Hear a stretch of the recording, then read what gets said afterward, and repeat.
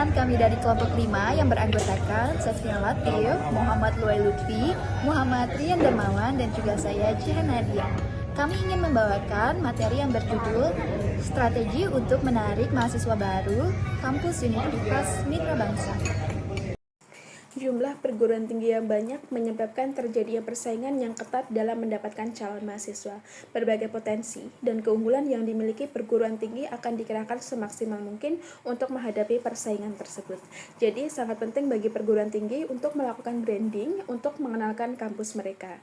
Oleh karena itu, perguruan tinggi harus memiliki branding yang baik untuk tetap eksis menghadapi persaingan antar perguruan tinggi, apalagi perguruan tinggi asing juga mulai gencar melakukan promosi untuk menarik minat calon mahasiswa baru di Indonesia.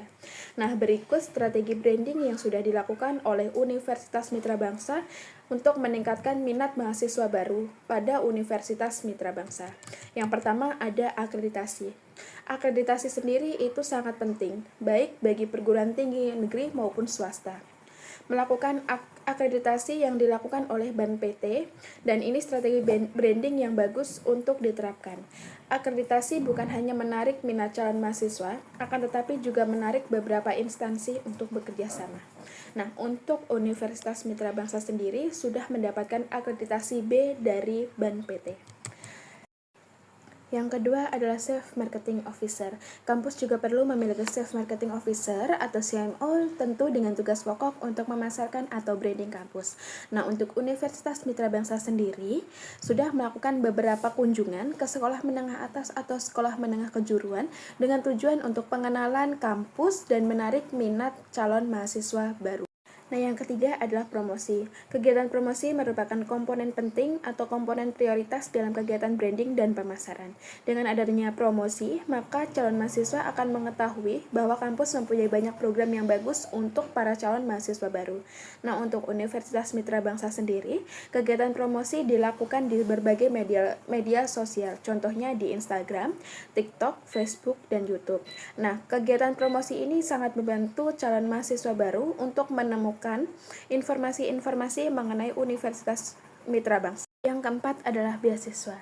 Beasiswa sudah tidak asing lagi bagi perguruan tinggi, karena cara ini dinilai sangat efektif dan memiliki dampak positif bagi kampus dan juga sangat bermanfaat bagi para penerima, sehingga dapat menarik minat para calon mahasiswa baru. Nah, di Universitas Mitra Bangsa sendiri, untuk mahasiswa baru bisa mendapatkan beasiswa hingga 40%. Yang kelima adalah different. Different sendiri adalah branding yang tidak boleh terlewatkan, karena ini merupakan pembeda atau keunikan tersendiri dari kampus. Nah, untuk Universitas Mitra Bangsa sendiri, ini adalah kampus yang tepat untuk kuliah karyawan, karena di kampus ini memberikan kemudahan-kemudahan bagi karyawan yang ingin tetap berkuliah sambil bekerja tanpa mengganggu jam bekerjanya. Yang keenam, mempunyai pusat karir center. Strategi ini dirasa sangat penting dan diperlukan bagi para alumni yang membutuhkan bimbingan atau mengetahui tentang lowongan kerja serta mendapatkan informasi tentang perusahaan yang telah bekerja sama dengan universitas mereka. Dan ini adalah branding yang bagus karena rata-rata para calon mahasiswa baru akan melihat apakah nanti setelah lulus mereka akan diperhatikan oleh kampus untuk melanjutkan di dunia kerja. Ketujuh adalah alumnus sebagai pemasar perguruan tinggi.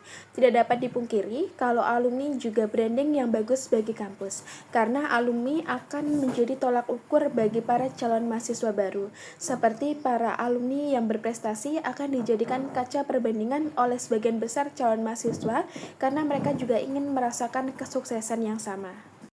Kedelapan adalah publikasi universitas.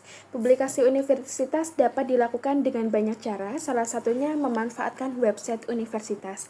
Banyak sekali yang dapat dipublis, mulai dari profil, program studi atau jurusan, beasiswa maupun informasi terkait kampus dan lain sebagainya. Publikasi dalam bentuk lain adalah mempunyai dampak signifikan, yaitu dengan mengirimkan berita atau penelitian ke jurnal atau media-media publikasi internasional seperti newsletter dan majalah pendidikan. Nah, dengan cara tersebut, reputasi dari sebuah universitas akan terbentuk tentu dengan konten berita atau penelitian yang dikirimkan harus menarik dan layak untuk diperbincangkan di tingkat internasional. Kesimpulannya, pada era sekarang branding juga harus diterapkan oleh instansi pendidikan untuk menarik stakeholder, serta meningkatkan minat generasi muda untuk melanjutkan pendidikan mereka agar tidak putus sampai tingkat SMP atau SMA.